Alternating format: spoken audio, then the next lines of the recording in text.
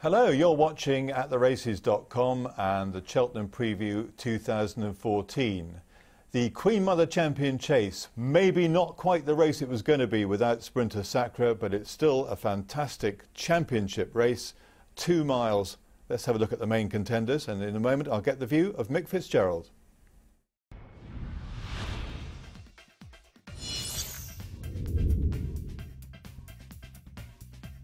Of Sizing Europe, Bailey Green is third as they come down towards the second last. Ruby Light and Sizing Europe. Sizing Europe landed just in front, and a faller there, 2 fallers, Guido Della Rocca and Roy de May, down now to the final fence, and Sizing Europe, Ruby Light and Bailey Green on the outside. Sizing Europe lands in front, they're on the level, 150 yards to go, and it's Sizing Europe in front, Bailey Green and Ruby Light, and up towards the finish, it's Sizing Europe who wins the PW Champion. Hidden Cyclone now surely fighting a losing battle back in second, and Sire de Grugy effortlessly begins to surge clear, approaching the final fence. Sire de Grugy, here's the last, hold your breath, oh he winged it. Sire de Grugy came away from it 10 lengths clear. Hidden Cyclone chasing his shadow back in second, and Sire de Grugy will run out an emphatic winner of the Sodexo Clarence House Chase, and all roads now lead to Cheltenham. Sire de Grugy wins.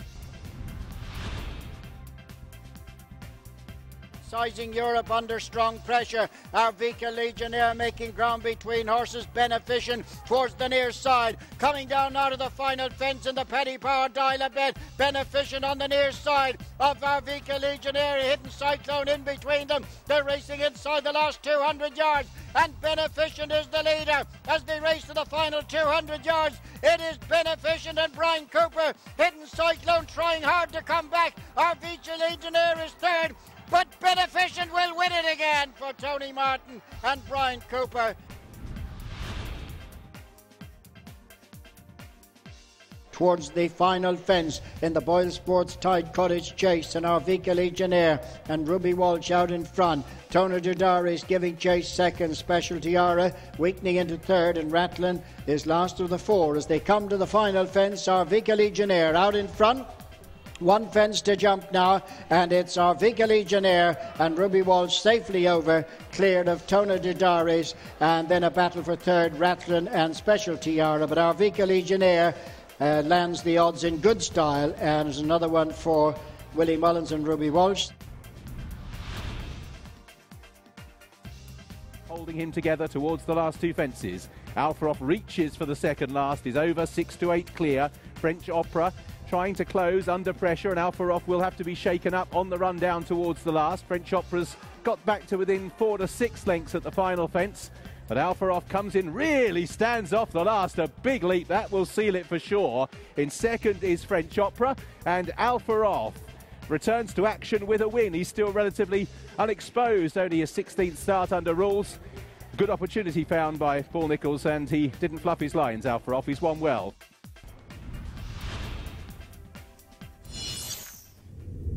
Well, there we saw a few contenders, or the major contenders for the Queen Mother Champion Chase. Of course, no Sprinter Sacre, but Sire de Grugy, a serious contender. With me is Mick Fitzgerald to discuss the prospects. And of course, it's sad without the champion, but there's going to be a new champion, which adds to the excitement. And Sire de Grugy, I suppose, well, on form, is the most likely horse to do that.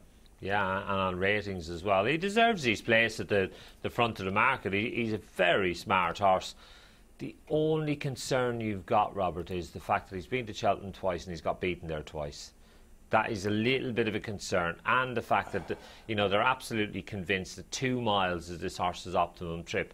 Now, if the ground comes up very soft at Cheltenham, if they go a really strong gallop, which I think they will, because the field looks like being quite a large one, it could turn into a little bit of a slog. If it does, the worry would be that this horse may not see it out up the hill. I agree. It's strange because he should have beaten Kid Cassidy when he ran at Cheltenham in November, and yet just a few weeks later he reappeared in Tingle Creek, and he was, mightily impressive. He looked a completely different horse. He was. He's a really good horse, and he deserves his chance in the limelight, and he deserves probably his place at the head of the market.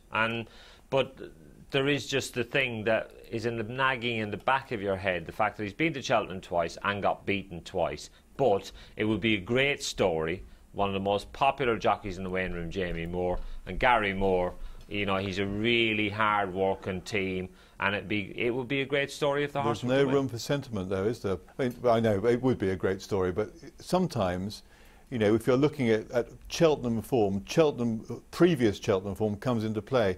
And we look at Beneficent now because this horse is a proven performer at the Cheltenham Festival. Here he is winning the Paddy Power Dial-a-Bet chase at Leopardstown over Christmas, beating Hidden Cyclone, not by that far, and Arvika Ligeonniere. This is a really good race with a few contenders in it. Yeah.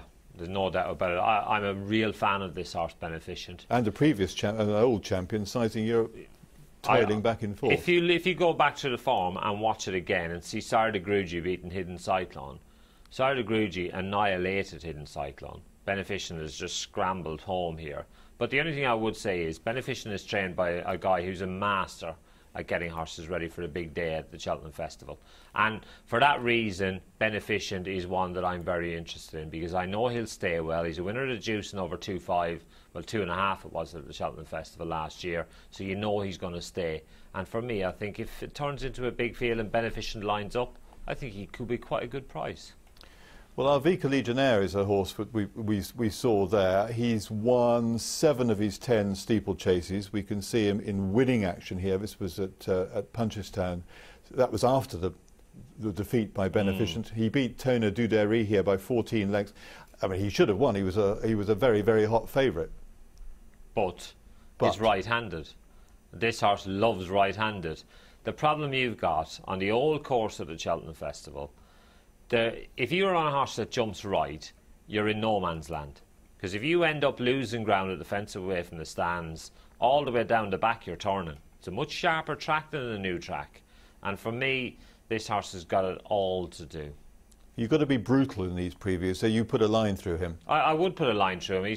It's such a negative, that fact that the horse is so much better. He jumps right. He goes very right-handed. It's not ideal. Ruby Walsh will have to bully every other jockey in the race to get himself down the inside, and then basically they'll hem him in.